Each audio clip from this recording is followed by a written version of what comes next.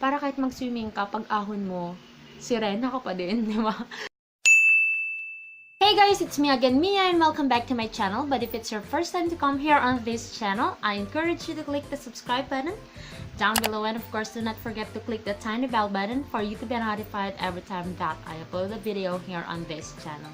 So today guys, it's the time of the month again. Pagkatapusan na, alam na, sahod na. Hindi, just monthly favorite na. So, eto guys, meron akong konti lang. Medyo lang.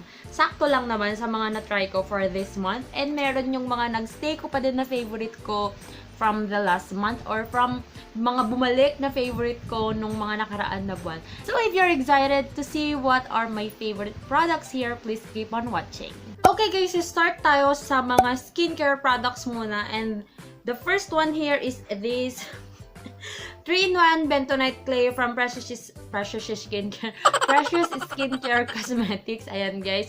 Sobrang gustong-gusto ko to. And kanina gumamit na naman ako. Kasi may pimps ako dito guys. Medyo ano siya kanina. Ngayon dark spots na lang siya. Ayan. Wala na yung ano. Nag-dry na nga actually yung pimps ko dyan. And natanggal na yung parang dry flakes niya dyan. And meron akong ginawang review nito guys. Ayan, sobrang bango niya. Diba nagtitrend ngayon yung Bentonite Clay? Pero ito guys, sobrang bango. Tapos natimpla na siya. Hindi mo na kailangan magtimpla-timpla pa. If you want to see the full review of this product, I will put the link of my video in the description box down below na lang guys. Pero ito talaga sobrang it made wonders sa skin ko. Kasi sobrang nagbe-breakout ako ngayon.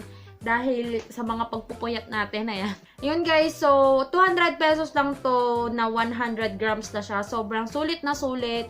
Ano, ang dami eh. Actually, mag 1 month na to na ginagamit ko. Parang hindi pa rin siya, hindi pa siya nakakalahati. Yun guys, sobrang ganda niya. And then next naman dito sa atin guys is this Myra E Vita Smooth with SPF 15. Ito siya guys. Gustong gusto ko yung mga may SPF kasi it helps na malesen yung chances na magkaroon ka ng premature skin damage due to sun exposure. And with SPF 15, okay na siya. Hindi siya oily sa akin. Gustong gusto ko siya kasi kailangan, kasi yung skin ko, oily dito sa T-zone ko, pero dito sa dry. So, kailangan ko talaga ng moisturizer before talaga ako mag-apply ng makeup para mas-smooth yung pag-apply ko ng makeup ko or ng foundation ko. So, ito yung gamit ko ngayon guys. And for the scent, sakto lang. Hindi siya yung parang ang bango-bango. Hindi naman siya yung masamang amoy. Sakto lang siya. And habol ko lang talaga dito is the vitamin E. May vitamin E to eh. Ayan, meron nga siya. The vitamin E and the SPF 15. Yun talaga yung habol ko dito guys. Perfect for the summer. And then guys, ito naman, this is the Dream Satin from Maybelline. I'm in the shade B2. Ito guys, nabili ko siya nung nag-sale siya. Instead of 499, I got this for 375 or 399 I think. Walang 400 yung pagkabili ko dito. And ito yung gustong gusto ko siyang ginagamit guys. Kasi ever since na try ko siya, maganda yung coverage niya sa akin. Maganda yung takip niya. Pagtatago niya sa mga kamalasan natin sa mukha. Ayun guys. And hindi siya ganun ka-oily. Though may oily part talaga dito sa T-zone ko. Yun lang talaga yung problem areas ko. Dito sa forehead and dito sa nose ko and dito sa chin ko. But for overall na performance niya sa akin, okay na okay siya. Hindi siya wala akong masasabi. Yun nga lang talaga sana may ganito sila na hindi glass. Kasi nakakatakot, baka mabasag siya. Though, kahit naman nababato-bato ito dito sa sa makeup kit ko, hindi pa naman siya nababasag. Okay, moving on with the concealer, guys. So, I have here the Fit Me Maybelline New York in the shade 25, medium 25, sabi dito. And ito guys, yung ginagamit ko under the eyes ko talaga. Kasi kung hindi talaga ako mag-concealer, especially kapag galing ako sa sunod-sunod na night shift ko, talagang maitim talaga yung mata ko. So, kailangan ko talaga mag-concealer guys. Kasi nagsashadow yung bags ko dun sa mata ko. So, kailangan talaga meron tayong concealer. And this one is the perfect one. Madali siyang i-blend. Pag nilagay mo siyang ganun, okay siya na i-blend mo na magkasunod. Kahit nalagay mo na sila ng sabay dito sa eyes mo. Kahit magkasunod mo siyang i-blend. Hindi siya yung ganun na nagkikakey. or hindi siya ganun na mahirap i-blend or yung parang malagkit. Parang, wala lang, napaka-lightweight niya sa mukha. Same with the Maybelline Dream Satin, guys. Ito naman, guys, yung sunod na favorite ko. This is the Ever Bilena contour and highlight duo nila. Ayan, hindi ko alam kung magkano nang bili ko dito, pero I think wala pang 200 yata, parang ganun. Mura lang to eh. And ito yung ginagamit ko, guys, na pang contour dito sa mukha ko. Para di tayo mag-show pow face, diba? Sa mukha, sa ilong. At saka yung highlighter niya, yun yung pinang-highlight ko dito sa top ng ilong ko. Yun yung gustong-gusto ko, guys. Though hindi siya ganun ka-pigmented, you need to brush ang madiinan para makuha mo yung product. Hindi siya ganun ka-pigmented talaga. So, ayan, guys. See, hindi siya ganun ka-pigmented. So, kailangan ko talaga madami. Madami talaga para makita nyo. Ayan. Can you see it? Very subtle lang kasi siya talaga sa application, guys. Kaya ito, yung maganda naman siya. Kapag mapapasimula ka pa lang, napapractice ka pa lang mag-contour, hindi ka yung isang swipe mo lang, sobrang pigmented, hirap ka na mag-blend. Ito, guys, okay na okay siya.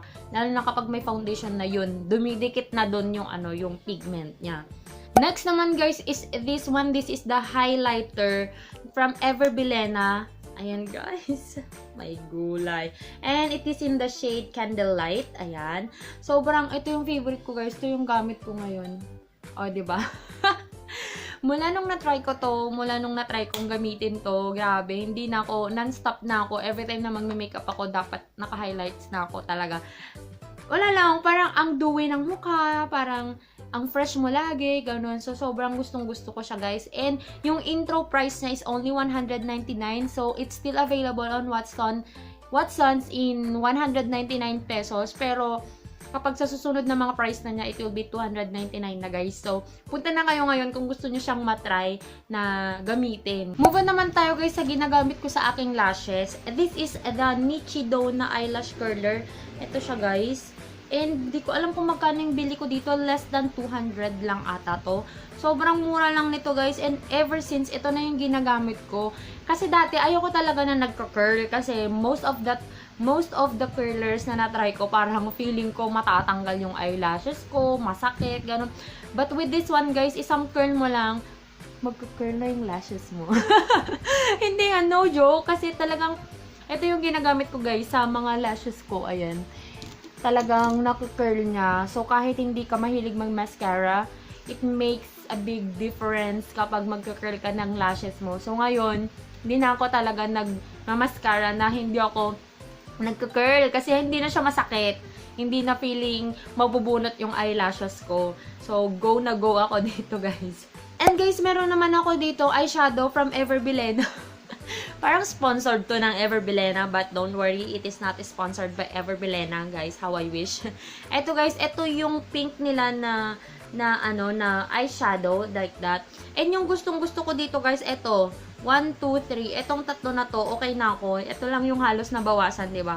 Ito yung parang pang everyday, ganun, na parang yung simple-simplehan lang, may konting pag-glitter lang. Tapos pag blend mo na silang lahat, parang natural looking lang, hindi yung masyadong papansin na eyeshadow, ganun. But, if you want to see a look how I use these products, meron naman akong ginawa na kasali ito, pero hindi siya yung buong look.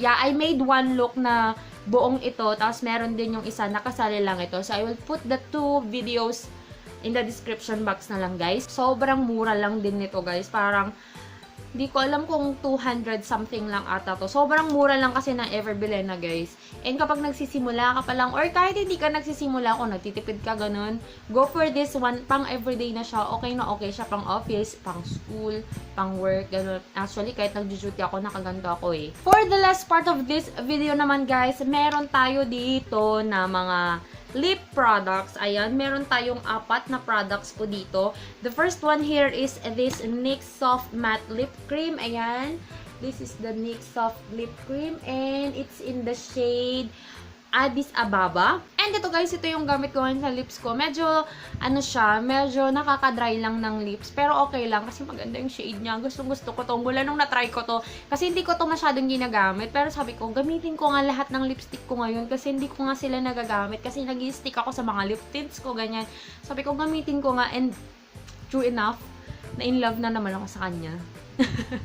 Binalikan ko na naman siya, besh.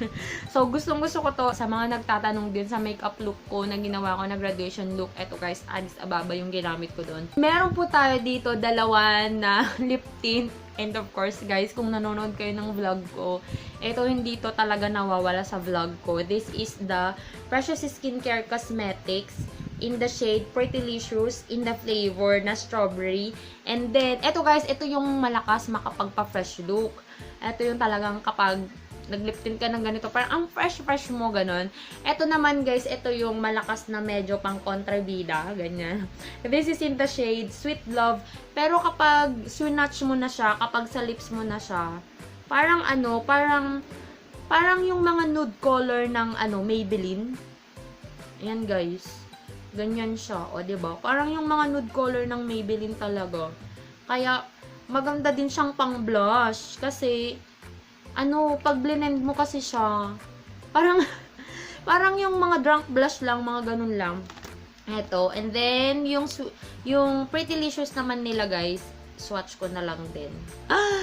Eto, guys, water-based sila, ha. So, sa mga nagtatanong, kasi may mga nagtanong sa review ko, merong ako kasing review ng mga to, guys. Tsaka swatch. Ito naman, di ba, ang lakas maka-fresh. Ano sila, water-based po sila, hindi sila oil or gel-based. Yan. And then, yung last naman guys ng lip tint ko, binalikan ko na naman si Watermelon Kiss. Kasi parang, actually, itong mga to, ito yung mga nasa TK kit ko, most of them, na pinagpapalit-palit ko lang kung sino yung unang mabunot ko sila nila. Kasi sila yung nakaka-fresh talaga ng look, or sila yung parang effortless ka lang na nag-makeup, ganun. This is the Tropicana naman guys na Watermelon Kiss. Ayan, gumawa din ako ng review ko nito. I will all put the link down below. And swatch ko lang ha. Ayan, medyo magka-shade sila ni Sweet Love. Kung ganyan. Pero kung iba-blend natin. Itong mga lip tints kasi guys, a little goes a long way. Kaya makakatipid ka. 150, 149 lang tong mga to. Ayan. Mas dark lang pala siya kay ano. Or madami lang akong nalagay. Kay Sweet Love. Ayan. This is the Watermelon Kiss. This is the Prettylicious in strawberry flavor. And this one is the Sweet Love naman ng Precious Skincare Cosmetics, guys. Ayan. Sobrang love na love ko tong mga lip tints na to, guys. Parang, pero ang pinaka-love ko dito, this is the Prettylicious. Parang, hindi ata sila mawawala sa monthly favorite ko. Meron pa ako madaming itatry, guys. So, sana hindi ko magsawa sa mga lip tints na itatry ko buwan-buwan. Kasi yan talaga yung mga, maganda kasi siya, lalo na ngayong summer, hindi siya mabubura. Para kahit mag-swimming ka, pag ahon mo, sirena ka pa din, di ba? Ang ganda pa rin ng lips mo, naka-blush ka pa din, kasi hindi nila alam, lip tint lang yan. So, yan lang guys, I hope you enjoyed watching this video, and I hope may natutunan kayo, or I hope may nagustuhan kayo sa mga products na na-feature natin for this video. And if you are not yet following me on my Instagram and on my Facebook, the name is Joy of Mia. And I'll talk to you guys on my next video. Bye! Mwah! Listen to my heartbeat.